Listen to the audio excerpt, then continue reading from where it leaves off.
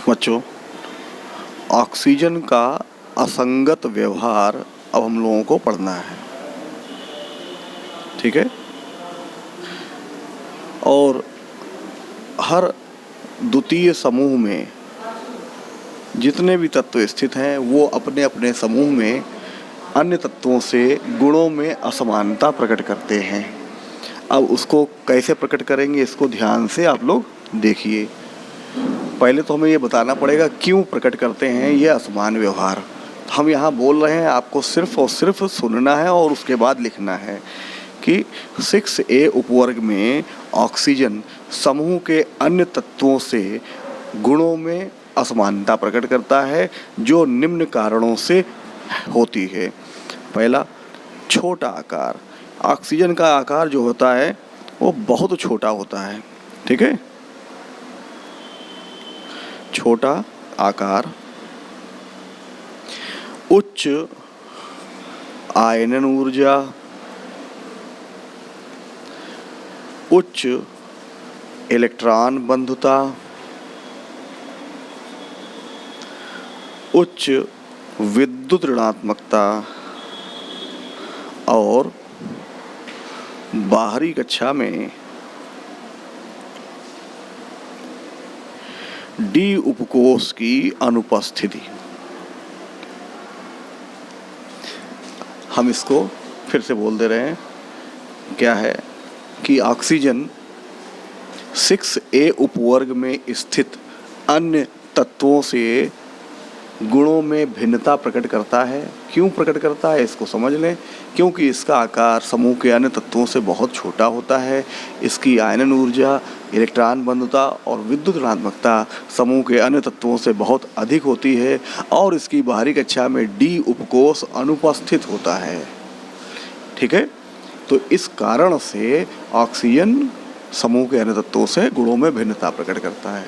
अब ऑक्सीजन निम्न गुणों में भिन्नता प्रकट करता है। अब वो निम्न गुण क्या है, हम एक एक करके खाली बोल रहे हैं, लिखेंगे नहीं। ऑक्सीजन एक गैस है जबकि अन्य तत्व ठोस हैं। समझ में आ गया। पहला पॉइंट हमने जो बोला था, ऑक्सीजन एक गैस है जबकि अन्य तत्व ठोस हैं। दूसरा, ऑक्सीजन द्विपरमाणुक अणु होता है। ऑक्सीजन द्विपरमाणुक अणु होता है जबकि अन्य तत्व अष्टपरमाणुक अणु होते हैं। जैसे O2 द्विपरमाणुक है और सल्फर अष्टपरमाणुक है। क्लियर हो गया।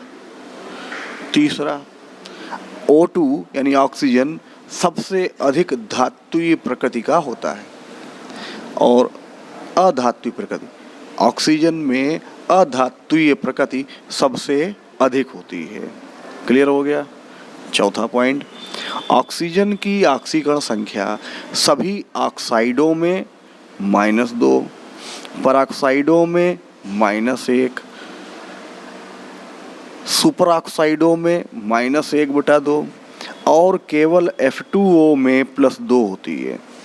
याद कर लेना कि ऑक्सीजन की ऑक्सीकरण अवस्था ऑक्साइडों में -2, परऑक्साइडों में -1, सुपर ऑक्साइडों में -1/2 और केवल F2O में +2 होती है।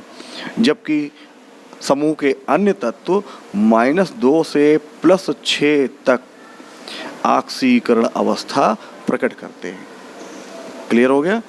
अब पांचवा पॉइंट, O2 द्विसंयोजी ऋणायन बनाता है, ठीक है।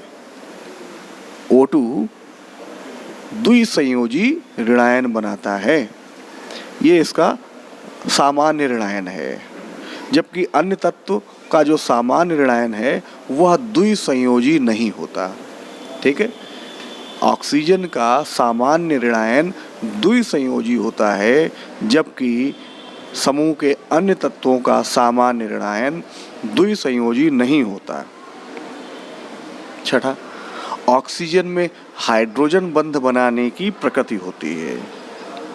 ऑक्सीजन में हाइड्रोजन बंध बनाने की प्रवृत्ति होती है, जबकि समूह के अन्य तत्वों में नहीं। इसी कारण H2O द्रव है, जबकि H2S गैस है। इतना समझ गए? फिर अगला पॉइंट, ऑक्सीजन परमाणु कार्बन और नाइट्रोजन के साथ पाई बॉन्ड बना लेता है। यानी ऑक्सीजन परमाणु में कार्बन तथा नाइट्रोजन के साथ पाई बंध बनाने की प्रवृत्ति होती है, जबकि अन्य तत्व पाई बंध नहीं बनाते। ठीक है, फिर से बोलते हैं, ऑक्सीजन परमाणु में कार्बन तथा नाइट्रोजन के साथ पाई बंध बनाने की प्रवृत्ति होती है, जबकि अन्य तत्वों में पाई बंध बनाने की प्रवृत्ति नहीं होती। इतना समझ में आ गया? तो ये इतने गुण हमने बता दिए आपको ऑक्सीजन के असमान व्यवहार में। अब ऑक्सीजन तथा सल्फर में असमानता पढ़ते हैं। इनमें क्या असमानताएं हैं ये चेक करें। 3 पार्ट ऐसे कर लो। पहला गुण, दूसरा ऑक्सीजन, तीसरा सल्फर का। हम एक एक पॉइंट बोल रहे हैं, आप लोग लिखेंगे। ठीक है, पहला पॉइंट है इलेक्ट्रॉनिक विन्यास। हमको सबको मालूम है बारीक कक्षा में कितने इलेक्ट्रॉन होते हैं, 6, तो इसका विन्यास बनेगा 2 6, और इसके 16 होते हैं तो 2 8 6। इसकी भौतिक अवस्था, जो भौतिक अवस्था है वो क्या है, ये गैस है, और ये क्या है, सल्फर सॉलिड है। अधिकतम सहसंयोजकता, हम यहाँ पॉइंट बोल रहे हैं, आप लोग केवल सुनेंगे और लिखेंगे। अधिकतम सहसंयोजकता 2 होती है और इसकी 6 होती है। जैसे SF6 में सल्फर की 6 है, H2O में O की 2 है। क्लियर हो गया? फिर है HNO3 से क्रिया, नाइट्रिक अम्ल से क्रिया कराएं तब देखें ऑक्सीजन क्रिया नहीं करता, लेकिन सल्फर क्रिया करता है और H2SO4 बनाता है। ठीक है, फिर आते हैं हाइड्राइड की प्रकृति।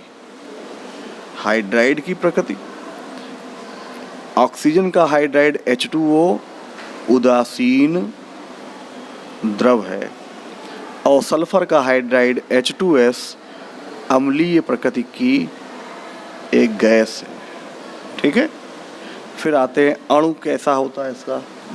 इसका अणु द्विपरमाणुक होता है और इसका अणु अष्टपरमाणुक होता है। ठीक, और लास्ट में चुंबकीय प्रकृति, इसकी चुंबकीय प्रकृति अनुचुंबकीय है। ठीक, और ये प्रतिचुंबकीय है। हम एक एक पॉइंट फिर से बोल दे रहे हैं। इलेक्ट्रॉनिक विन्यास गुण में तो ऑक्सीजन का 2 6, सल्फर का 2 8 6। भौतिक अवस्था गैस है और ये ठोस है। फिर इसकी जो अधिकतम सहसंयोजकता, अधिकतम सहसंयोजकता इसकी 2 है, जैसे H2O में 2, और इसकी अधिकतम सहसंयोजकता 6 है, जैसे SF6 में सल्फर की 6 होती है। नाइट्रिक अम्ल से क्रिया, ऑक्सीजन क्रिया नहीं करता, लेकिन सल्फर क्रिया करेगा और H2SO4 बनाएगा। हाइड्राइडों की प्रकृति क्या होती है? ऑक्सीजन का हाइड्राइड H2O एक उदासीन द्रव होता है, जबकि सल्फर का हाइड्राइड H2S एक अम्लीय गैस है। अणु ऑक्सीजन द्विपरमाणुक होता है, सल्फर अष्टपरमाणुक होता है। चुंबकीय प्रकृति में देखेंगे ऑक्सीजन अणु अनुचुंबकीय प्रकृति का, जबकि सल्फर का अणु प्रतिचुंबकीय प्रकृति का होता है।